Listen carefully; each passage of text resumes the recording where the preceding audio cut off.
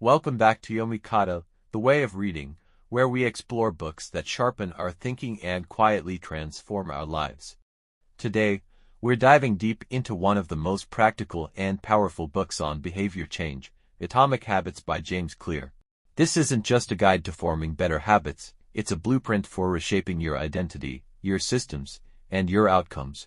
Whether you're struggling to break bad habits or looking to build lasting routines, this book provides science-backed strategies and deeply human insights. Settle in, because in the next 40 minutes, we'll explore the heart of James Clear's ideas and help you walk away with clarity and action. Part 1. Why tiny changes make a big difference. When most people think about changing their lives, they think in terms of big, dramatic overhauls. New Year's resolutions, intense 30-day challenges, quick fixes that promise transformation. But what if the real secret to lasting change isn't found in these big leaps, but in something much smaller? What if the real power lies in the habits so tiny, they're almost invisible? That's exactly where James Clear begins in Atomic Habits. He introduces us to the idea that small improvements, made consistently over time, compound into remarkable results. He calls these atomic habits, where atomic refers not only to something small, but also something foundational and incredibly powerful. Just like atoms are the building blocks of matter, atomic habits are the building blocks of a better life.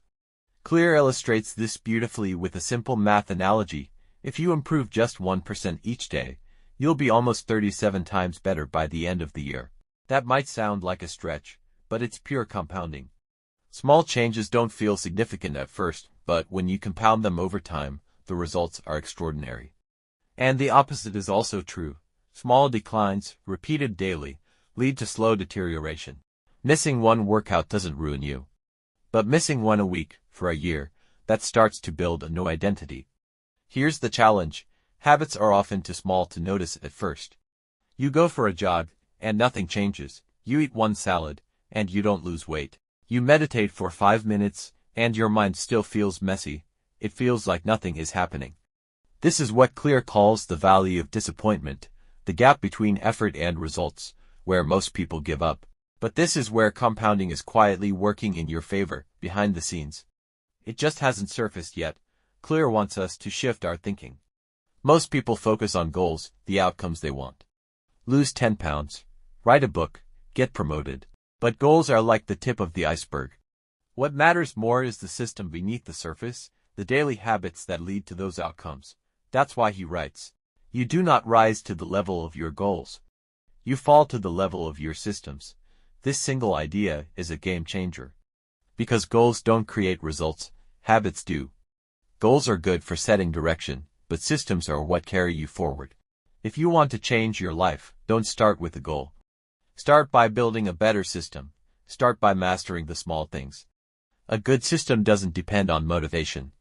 It works in the background, quietly guiding you forward. And over time, with consistency and patience, it becomes a force that shapes your outcomes automatically. So instead of focusing on where you want to go someday, look at what you're doing every day. The small actions, the invisible wins, because those tiny choices, they are votes for the person you are becoming. Part 2. Identity-based habits. If you've ever tried to change a habit and failed, James Clear suggests it may not be because your goal was wrong, but because your focus was in the wrong place. Most people, when trying to change their lives, focus on outcomes. They say things like, I want to lose weight, I want to write a novel, I want to run a marathon, but Clear argues that there's a deeper layer, one that's far more powerful and longer lasting. He calls it identity-based change. Here's how the layers of habit change work. Imagine 3 concentric circles. The outer layer is outcomes, the results you want. The middle layer is processes, your habits and systems. The deepest layer, the core, is identity. Most people start from the outside in. They try to change the outcome. For example, I want to quit smoking, so they change their behavior, maybe using nicotine patches or distractions. But they haven't addressed the core. They still see themselves as a smoker trying to quit. Their identity hasn't shifted. What Clear suggests is doing the opposite. Start from the inside out. Focus on who you wish to become, not just what you wish to achieve. If your identity changes, your behavior will follow. In other words, every action you take is like a vote for the kind of person you want to be. If you go to the gym once, you're casting a vote for the identity of a fit person. If you write one page, you're casting a vote for being a writer. If you meditate for 2 minutes, that's a vote for being someone who prioritizes mental clarity. It's not about the size of the action, it's about what the action says about who you are. And identity is powerful because we are wired to act in alignment with who we believe we are. If you believe you're a disciplined person, you'll act that way, even on hard days. If you believe you're disorganized, you'll subconsciously prove it true, even when trying to change. That's why real transformation isn't behavior modification, it's identity transformation. So let's take 2 examples. Someone says, I want to read more books this year. That's an outcome-based goal. Someone else says, I'm the kind of person who never misses a day of reading. That's identity-based. The second person is more likely to succeed. Why? Because they're not just trying to achieve something, they're embodying a new version of themselves. And this shift doesn't require you to fake it until you make it. Instead, prove it to yourself in small ways. Identity isn't something you declare, it's something you earn. You earn it by building evidence. Each small habit becomes a data point, reinforcing the story you tell yourself. If you want to become a minimalist, decluttering one drawer is a small but powerful step. If you want to become a healthy eater, cooking one clean meal is a signal to yourself. This is who I am now. Over time, with consistency, these signals compound. They shift your self-image, and that shift makes change feel natural, rather than forced.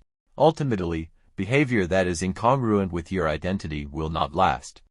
You can try to force a habit for a few weeks, but if deep down you still see yourself as the old you, the new habit will feel like a costume.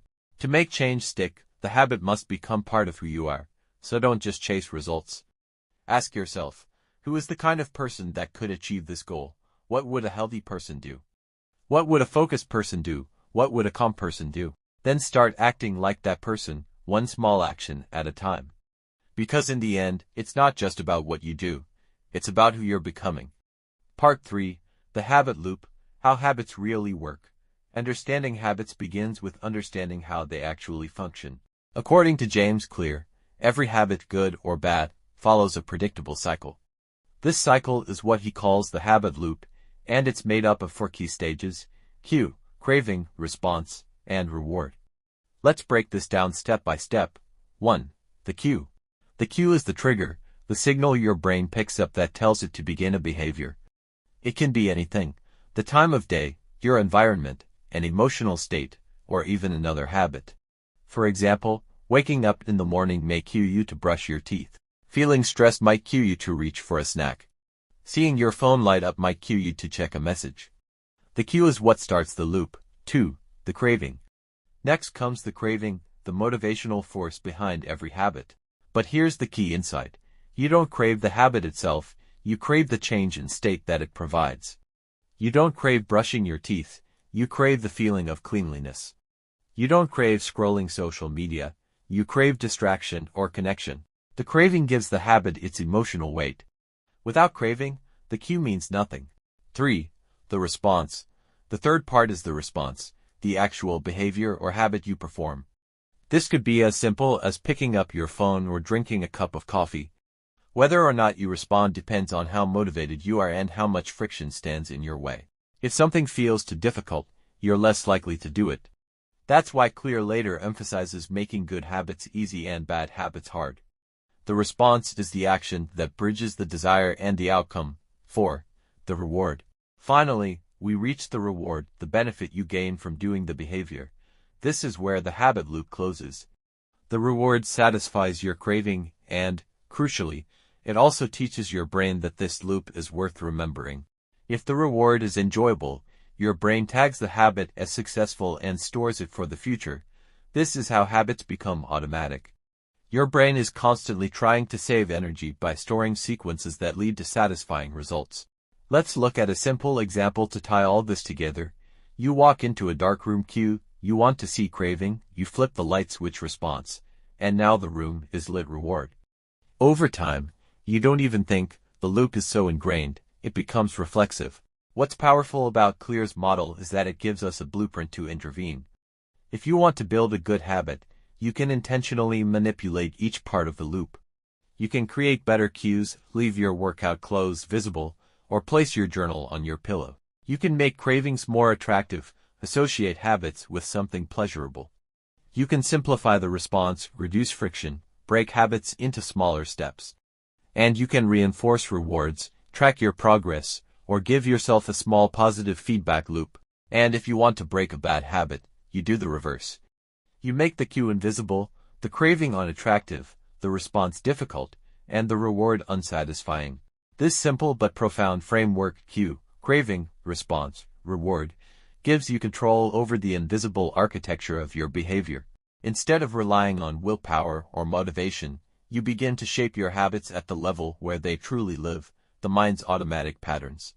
Once you can recognize the habit loop in action, you begin to design your behavior instead of being a passive participant in it. Part 4. The 4 Laws of Behavior Change. James Clear then presents the core framework of the book, The 4 Laws of Behavior Change, based on the habit loop. 1. Make it obvious cue. 2. Make it attractive craving. 3. Make it easy response. 4. Make it satisfying reward. Let's break these down briefly. Make it obvious. Design your environment to trigger good habits. Want to drink more water? Put a bottle on your desk. Want to read more? Place a book on your pillow. Make it attractive. Pair habits with something pleasurable. Use temptation bundling, like listening to your favorite podcast only while jogging. Make it easy. Reduce friction. The easier a habit is, the more likely it will stick. Want to eat healthy? Chop veggies in advance. Want to start writing? Open a blank doc every morning. Make it satisfying. We repeat what feels good. Use immediate rewards to reinforce good habits, even something small like checking a box or journaling progress. These principles help us move from abstract goals to tangible systems that drive real change. Part 5. Environment Design. One of the most underrated tools for habit change is your environment. Clear argues that environment is stronger than motivation. You don't rise to the occasion, you fall to the surroundings you've designed.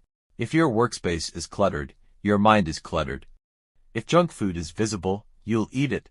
If your phone is in sight, it pulls attention. By shaping your space, you shape your behavior. And it's not just physical, social environments matter too. Hang out with people who live the habits you want. Identity is contagious. If you want to be more fit, spend time with active people. Design makes discipline easier. Part 6. Habit Stacking and Implementation. To build consistency, Clear introduces a strategy called habit stacking, where you attach a new habit to an existing one.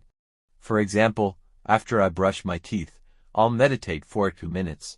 This leverages existing neural patterns and builds rhythm. Another method is using implementation intentions. I will do habit at time and place. Research shows that when you specify the when and where, success rates jump. Abstract goals are easily forgotten. Concrete plans are acted on. These simple tools turn good intentions into reality. Part 7. Mastering the Art of Showing Up. In a world obsessed with results, Clear reminds us, just showing up consistently matters more than intensity. The goal in the beginning isn't to run 5,000, it's to become the type of person who doesn't skip workouts. He introduces the 2-minute rule. Make your new habit so easy, it takes under 2 minutes. Want to read more? Read 1 page. Want to journal? Write 1 sentence. Once you start, momentum takes over. The act of starting reinforces your identity, and the habit grows naturally. Start small. Start now. Let perfection go. Part 8. Tracking and Accountability. What gets measured gets managed. One way to reinforce habits is tracking them, checking a box, crossing a calendar, using a habit app. The visual feedback is satisfying and motivating. But more important is consistency over perfection. Missing once is okay. Missing twice is the beginning of a new habit, the wrong one. Clear also recommends accountability partners or public commitments. When others expect you to show up, you're more likely to follow through. Systems of support are systems of success. Part 9. Breaking Bad Habits. To break a bad habit, invert the 4 laws. 1. Make it invisible. 2. Make it unattractive. 3. Make it difficult. 4. Make it unsatisfying. For example, to reduce screen time, Remove social media apps invisible, read about its harms unattractive, log out daily difficult, and tell a friend to check your usage weekly unsatisfying if you fail. It's not about willpower, it's about designing friction. Remove the temptation, and the behavior loses power. Bad habits often fill emotional needs, so find healthy alternatives that meet the same need with better consequences. Part 10. The Plateau of Latent Potential. One of the biggest reasons people quit new habits is frustration. You work out for weeks and see no results. You eat well but don't lose weight. This is where Clear introduces the plateau of latent potential. Habits work below the surface, like ice warming before it melts. You don't see the impact until suddenly change happens. The key is to trust the process, even when results are invisible. Your efforts aren't wasted, they're stored. Breakthroughs are a result of persistence, not magic. Part 11. Never miss twice. Everyone slips. Everyone misses a day, but Clear urges, never miss twice. 1 miss is a mistake. 2 is the start of a new habit, the wrong one. Build in resilience, forgive the slip, but re-engage quickly. Progress isn't linear, it's messy, like life. The goal is not to be perfect, but to be consistent. If you're the kind of person who always comes back, you'll never fall far. That identity, someone who keeps going, is stronger than any temporary setback. In the end, Atomic Habits isn't just about habits, it's about who you are becoming. Your habits shape your days. Your days shape your identity, and identity shapes your future. You don't need dramatic change. You need small, steady improvements, repeated until excellence becomes your normal. Clear leaves us with this truth. Every action you take is a vote for the type of person you want to become. So cast your votes wisely. Thank you for reading with Yomikata, The Way of Reading. We hope this deep dive into Atomic Habits leaves you not just inspired, but equipped. Let this be the beginning of a new system, a new mindset, and maybe even a new identity. If you found this video valuable, consider subscribing and sharing with someone trying to grow. We'll be back soon with more books that change the way we think, live, and become. Until next time, keep reading, keep learning, and keep evolving.